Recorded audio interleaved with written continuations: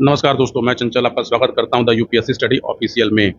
और आज से हम लोग करंट अफेयर की सीरीज स्टार्ट कर रहे हैं, लेकिन उसके पहले कुछ महत्वपूर्ण बातें हैं। एक बार उसको आप ध्यान से सुन लीजिए।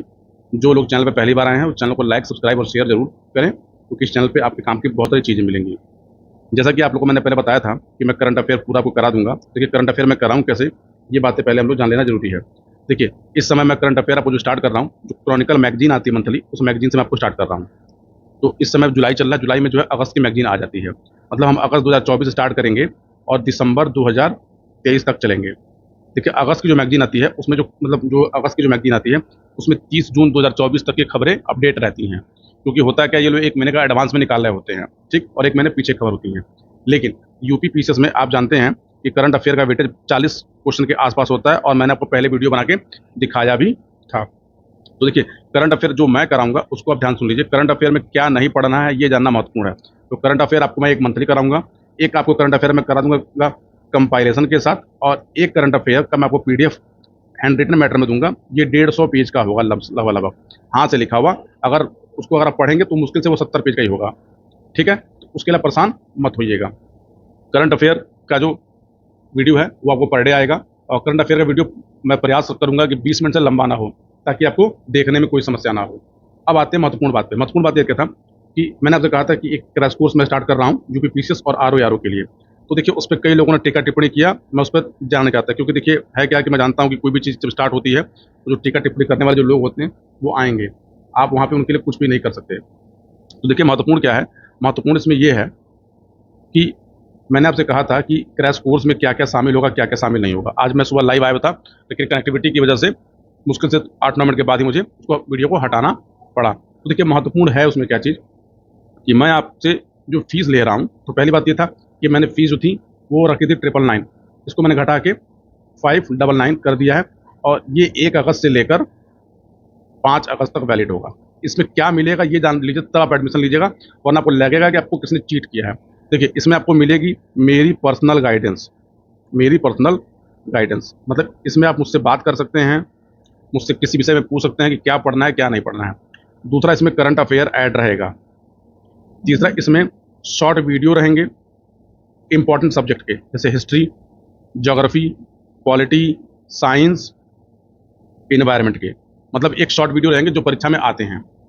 दूसरा, एक टेस्ट सीरीज रहेगी, ये पर डे की रहेगी। टेस्ट सीरीज में मतलब क्या, आपको मैं 20 क्वेश्चन पर डे कराऊंगा, जिसमें करंट भी ऐड रहेगा। ठीक, पीडीएफ केवल और केवल उन्हीं के लिए है जो लोग कोर्स ज्वाइन करेंगे। उनको पीडीएफ समय पे मिला करेगी, और समय पे आप मुझसे अपनी समस्याओं को पूछ सकते हैं, मैं आपको बताऊंगा। ठीक, फीस 599 है। जिसको लगता है कि बहुत ज़्यादा है, मैं पे नहीं कर सकता, वो मुझसे बताएगा अपना जेन्युइन रीजन, मैं उसके लिए भी फ्री कर दूंगा। क्योंकि देखिए, कल एक लोगों से मेरी हुई कह, सर आप पता नहीं कितने बच्चों का एडमिशन ले लेंगे, लखपति करोड़पति बन जाएंगे। तो यार देखिए, ऐसा है कि करोड़पति बनना हो तो दुनिया में और भी रास्ते हैं। ठीक है, तो इस रास्ते से करोड़पति बनने का कोई मतलब नहीं है। तो बहरहाल, ये छोटी छोटी बातें थी। जिसको ज्वाइन करना होगा वो 99 18 57 96 46, ये मोबाइल नंबर है, मैं लिंक में भी लिख दूंगा। ठीक, आप उसको व्हाट्सएप करके ज्वाइन कर सकते हैं। लेकिन अभी तक मैंने किसी से फीस नहीं ली है। फीस आप मुझे तब दीजिएगा जब आप संतुष्ट होइएगा, संतुष्ट होने के बाद ही फीस पे करिएगा। क्योंकि मैं नहीं चाहता कि कल को आप मुझे कुछ कहें, मैं आपको कुछ कहूँ। मैं दोबारा नंबर लिख दे रहा हूँ, जिसको नंबर नोट करना वो नोट कर ले। ये मेरा व्हाट्सएप नंबर है, 91857446।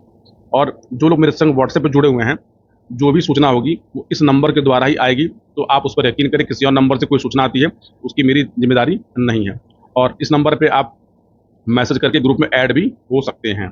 ठीक है, और मैं लिंक में भी ग्रुप का लिंक दे दूंगा, आप वहां से भी ऐड हो सकते हैं। तो चलिए, समय खराब नहीं करते, आते हैं काम पे।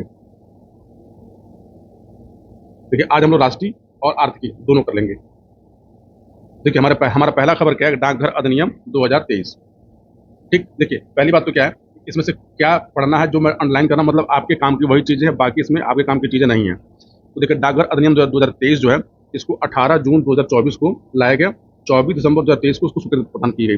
डेट याद रखिएगा, क्योंकि यूपी से डेट पूछता है। अब इस अधिनियम ने क्या किया कि डाकघर अधिनियम 1898 को प्रतिस्थापित करता है। अब है क्या, देखिए, यह अधिनियम भारतीय डाक को नियंत्रित करता है, जो केंद्र सरकार का एक विभागीय उपक्रम है। आप जानते हैं, जो डाक जो है वो केंद्र सूची का विषय है, इसलिए डाक विभाग पे जो भी कानून बनाएंगे वो केवल और केवल भारत सरकार के पास है। यानी डाक पर कानून बनाने का अधिकार संसद को प्राप्त है और किसी को प्राप्त नहीं है। ठीक है, देखिए, यानी ये वाला पैरा आपके काम का है। अब यहाँ तक आ जाइए, इसमें से आपके काम का कोई मतलब नहीं, छोड़ दीजिएगा। देखिए पहली बात क्या है, इसमें है क्या कि अधिनियम में यह भी कहा गया है कि डाक सेवाओं के महानिदेशक को भारतीय डाक का प्रमुख नियुक्त किया जाएगा। ठीक। दूसरा क्या है, इस अधिनियम में किसी भी अपराध और दंड का उल्लेख नहीं किया गया है। अब देखिए ये वाली जो लाइन है, ये आप फ्री में तो नहीं लेकिन मेंस में यूज कर सकते हैं कि डाक अधिकारी के द्वारा डाक सामग्री को अनधिकृत रूप से खोलने किसी प्रकार की कार्रवाई का उल्लेख नहीं किया गया है। इससे उपभोक्ताओं के निजता अधिकार पर प्रतिकूल प्रभाव पड़ सकता है। ठीक है। देखिए ये लाया क्यों क्या था, उसके लाने का जो पीछे का मेन मकसद ये था कि जैसे मान लीजिए कि आप किसी को डाक भेजते हैं। देखिए सरकार को राज्य की सुरक्षा और सार्वजनिक व्यवस्था सहित निर्दिष्ट आधारों पर भारतीय डाक के माध्यम से प्रेषित किसी भी वस्तु को रोकने का अधिकार होगा। मतलब आपने डाक भेजा है, सरकार को अगर ये लगता है कि इसके अंदर कोई अनवांटेड चीज है या फिर इसके द्वारा तस्करी की जा रही है या इसके द्वारा लोक व्यवस्था चरमरा सकती है, तो उसको सरकार रोक सकती है। यही इस बिल का मेन उद्देश्य था। अब आते हैं दूसरे खबर पे, सार्वजनिक परीक्षा अधिनियम 2024। आप जान रहे हैं कि वर्ष 2024 परीक्षाओं में बहुत सारे नकल हुए और नकल का काल इसको कहा जाने लगा। लेकिन हम लोग आते हैं अपने पेपर के उद्देश्य से। देखिए लोक कार्मिक लोक शिकायत एवं पेंशन मंत्रालय, ठीक, जिसको हम लोग डीओपीटी बोलते हैं, डीओपीटी ने जो है सार्वजनिक परीक्षा अनुचित साधनों की रोकथाम अधिनियम 2024 बनाया। यह अधिनियम 21 जून 2024 से लागू हुआ। ठीक। अब देखिए इसको पारित कब किया गया, फरवरी 2024 में संसद द्वारा से पारित किया गया। इसका उद्देश्य क्या है, सार्वजनिक परीक्षा प्रणाली के अधिक पारदर्शी, निष्पक्षता और विश्वसनीयता लाने के अनुचित साधनों को रोकना है। यानी इस परीक्षा अधिनियम का मेन काम जो है नकल को रोकना है। देखिए उस बाद मत पड़िएगा नकल रोकती है, लेकिन अभी हम लोग केवल परीक्षा के उद्देश्य से बातें कर रहे हैं। ठीक। अब इसमें है हमारे काम की खबर क्या है, देखिए ये क्या है, लोक परीक्षा प्राधिकरण या केंद्र सरकार द्वारा अधिसूचित किसी भी अन्य प्राधिकरण द्वारा आयोजित किसी भी परीक्षा को शामिल किया गया है। वर्तमान समय में इसमें केवल 5 परीक्षाओं को ही शामिल किया गया है जिसको भारत सरकार कराती है। कौन कौन सा, तो यूपीएससी, एसएससी, आरआरबी मतलब रेलवे की परीक्षाएं, आईबीपीएस बैंक वाली परीक्षा, और जितनी परीक्षाएं एनटीए कराती है, नेशनल टेस्टिंग एजेंसी, ठीक, वे सब इसके दायरे में आती है। अब देखिए है क्या कि अब क्या इस अधिनियम की धारा 9 के अनुसार सभी अपराध संज्ञेय, गैर जमानती, गैर समन योग्य होंगे। संज्ञेय मतलब कॉग्नेबल, नॉन बेलेबल, और ये ऑफेंस हैं, मतलब इसमें आपको सजा दी जाएगी। अब देखिए सजा क्या है कि धोखाधड़ी पर अंकुश लगाने के लिए न्यूनतम 3 से 5 वर्ष की सजा है। अगर संगठित तरीके से किया जा रहा है तो 5 से 10 साल और 1 करोड़ रुपए जुर्माना है। ये जो अपराध होंगे इनकी जांच जो होगा पुलिस उपाधीक्षक मतलब डिप्टी एसपी लेवल का अधिकारी होगा या उसके ऊपर के अधिकारी होंगे वही करेंगे, मतलब इसके नीचे के अधिकारी इसकी जांच नहीं करेंगे। बाकी ये खबर तो आप भली भांति जान ही रहे होंगे, चलिए इसको भी देख लेते हैं कि माननीय नरेंद्र मोदी लगातार तीसरी बार भारत के प्रधानमंत्री बने हैं। तो पहली बात यह कि नेहरू के बाद मोदी जी दूसरे ऐसे पीएम हैं जो तीसरी बार पीएम बने हैं। ठीक। 9 जून 2024 को नरेंद्र मोदी को राष्ट्रपति द्रौपदी मुर्मू द्वारा राष्ट्रपति भवन में भारत के प्रधानमंत्री के पद एवं गोपनीयता की शपथ दिलाई। ठीक। देखिए पहली बात तो यह कि शपथ जो होती है 2 होती है, एक होती है पद की शपथ, एक होती है गोपनीयता की शपथ। अब प्रधानमंत्री का शपथ का प्रारूप कहाँ दिया गया आप कमेंट करके बताइएगा। इससे पहले 2014 में नरेंद्र मोदी 15वें प्रधानमंत्री के रूप में अपने कार्यकाल की शुरुआत की थी।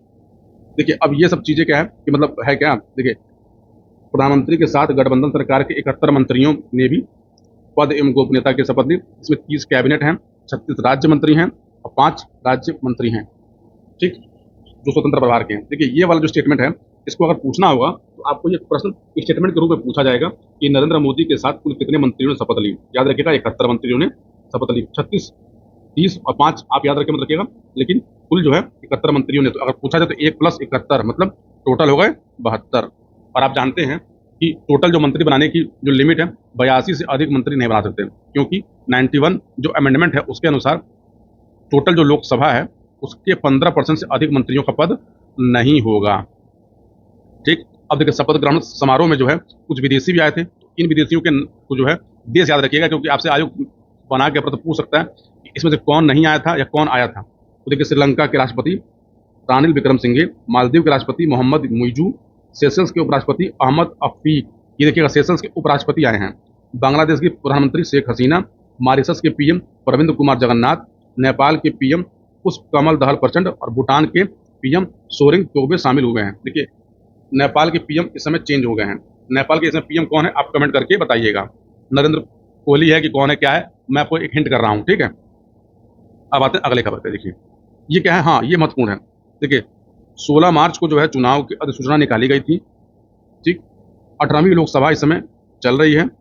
ठीक, इसके साथ आंध्र प्रदेश, अरुणाचल, उड़ीसा और सिक्किम की विधानसभाओं के लिए भी 2024 के आम चुनाव कराए गए।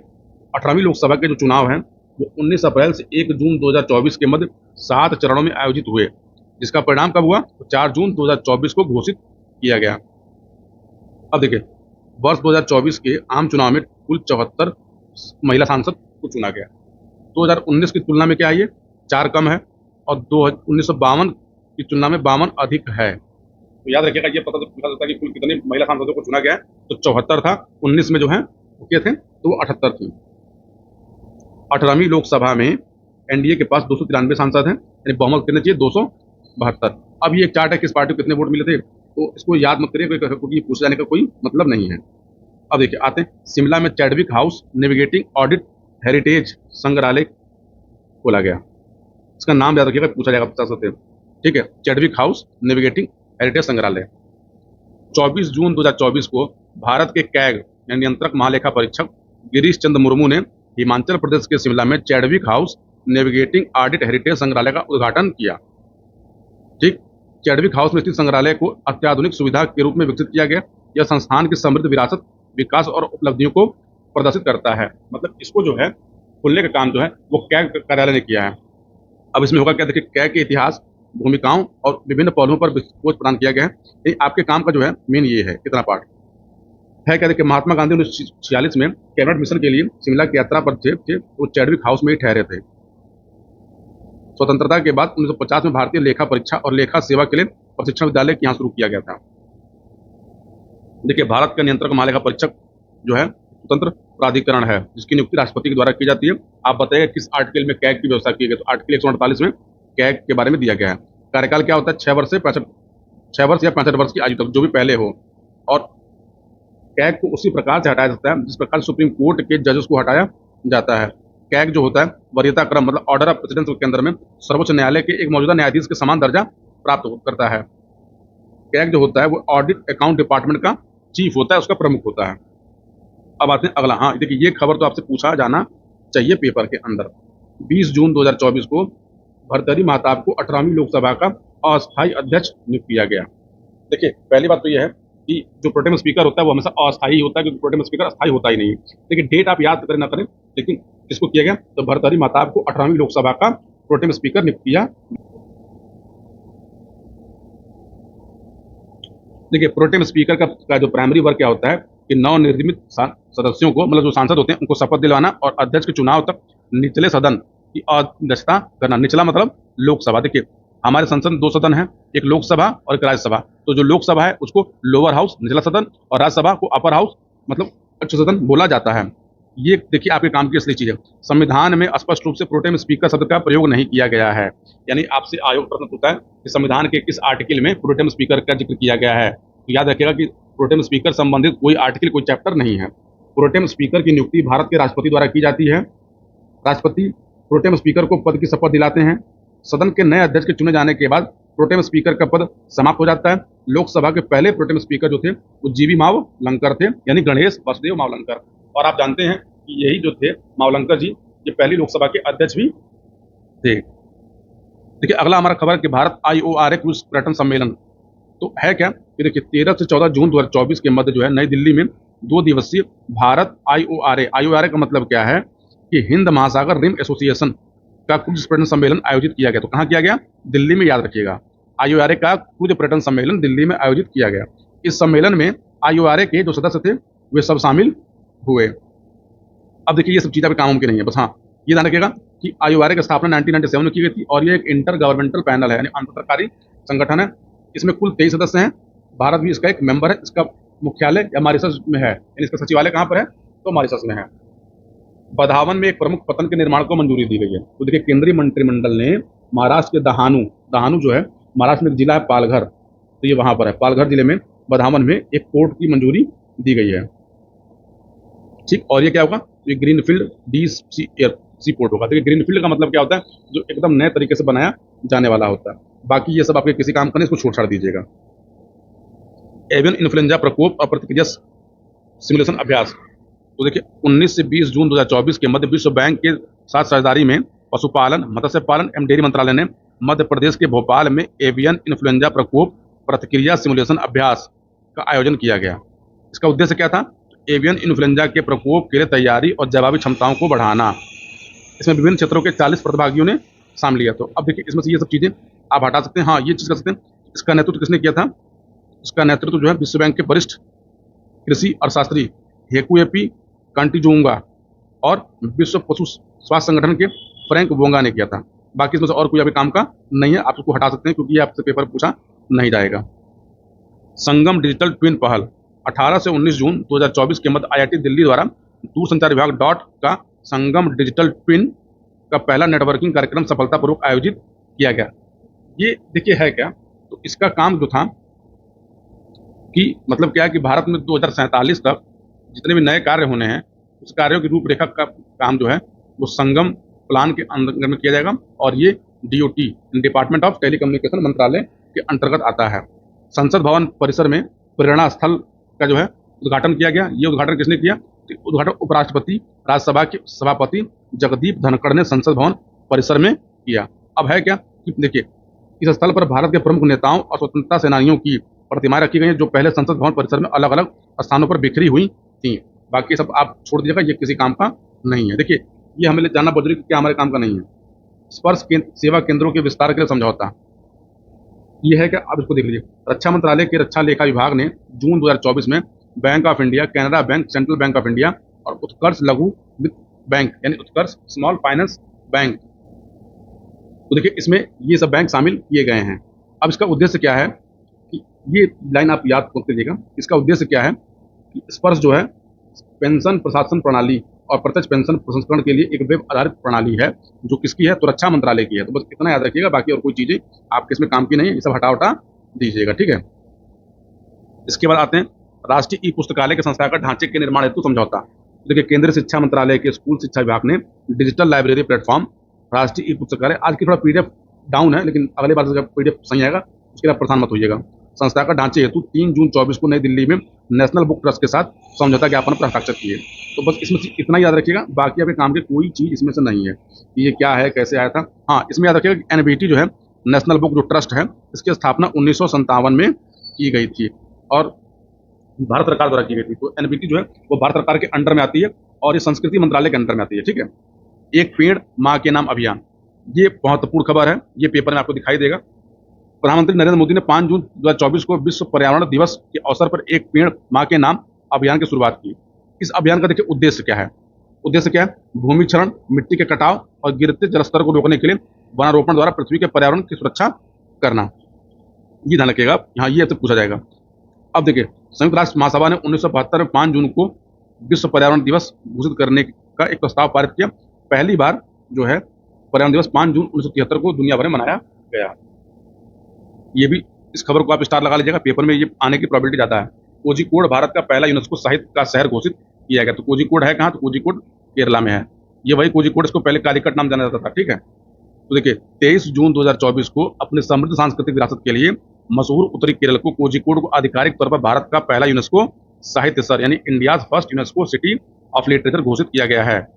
अक्टूबर 2023 में कोझिकोड को जगह मिली थी और अब इसको वो दर्जा दे दिया गया है, ठीक। अब देखिए, हाँ ये सब चीज़ें आप, हाँ कोझिकोड या कालीकट मालाबार तट पर स्थित है, ठीक है। ये सब हटा दीजिएगा, कोई मतलब नहीं है,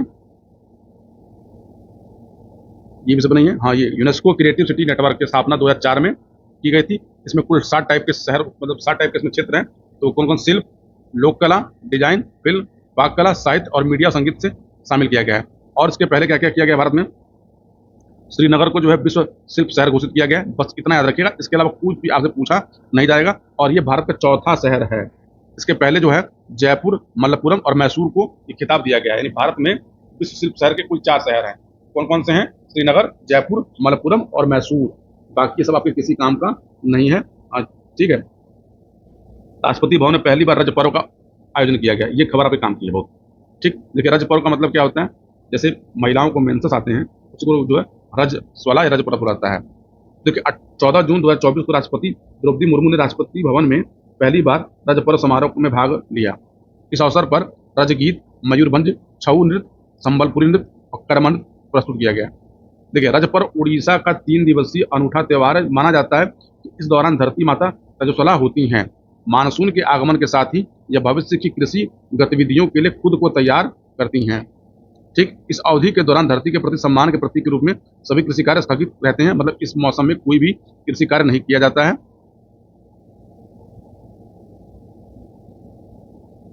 इस त्योहार का समापन वसुमती स्नान या भूमा देवी के स्नान पर किया जाता है। अम्बुबाची मेला यानी राष्ट्रीय का हमारा अंतिम पार्ट। तो देखिए, अम्बुबाची मेला जो है पहले तो असम में होता है। असम में आप जानते हैं कामाख्या देवी का मंदिर है, वहीं पर ये मेला लगता है। तो 22 जून से 26 जून 2024 के मध्य असम के गुवाहाटी में स्थित कामाख्या मंदिर में प्रसिद्ध अम्बुबाची मेला आयोजित किया गया। अम्बुबाची मेला प्रतिवर्ष होता है और एक वार्षिक हिंदू मेला। यह मानसून के मौसम में विशेष रूप से असमिया महीने महीने के आहार में, देखिए जैसे उस महीने जैसे असम की जो कल्चर है, असम भाषा, उस भाषा में भी महीनों के अलग अलग नाम है। उस महीने में एक महीना होता है आहार, यानी जून के मध्य में आयोजित होता है। इस त्योहार में माँ कामाख्या के वार्षिक मासिक धर्म चक्र का उत्सव मनता है। ठीक, ये इतनी है। बाकी अगर काम करते हैं, हाँ, ये जितने भी पीठ है उस पीठ में से एक महत्वपूर्ण पीठ है। तो इसी के साथ देखिए इसको हम यहीं पर रोकते हैं और आप इस पर अपनी प्रतिक्रिया दीजिएगा कि ये सीरीज आपको कैसी लग रही है, और इस सीरीज को मैं कंटिन्यू रखूंगा। तो खैर ये समझ लीजिए कि आप हमारा जो क्रैश कोर्स है, उस क्रैश कोर्स का ये पहला वीडियो है। और इसके साथ ही करंट अफेयर में जो 40 क्वेश्चन आते हैं, तो करंट अफेयर के 40 क्वेश्चन ये मेरी रिस्पॉन्सिबिलिटी है, ये आपको मैं पूरा करा दूंगा।